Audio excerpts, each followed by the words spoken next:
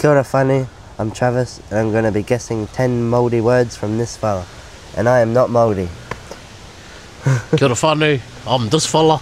I'm going to be giving Travis 10 Māori words with a sentence, so he has a bit of a chance to guess what it is. Alright? Morena.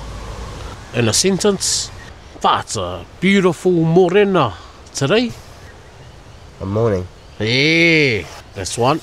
Yeah. That was an easy one though. Yeah. Haere mai.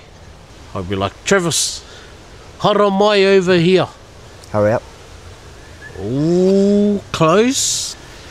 Come here. Yes. Oh. On. Kia kaha. Travis, kia kaha while you're lifting your weights. I don't know. Think about like lifting your weights. What do you have to do? Put it in that hard mahi. Yep. But Be happy. nah. Be positive. Nah.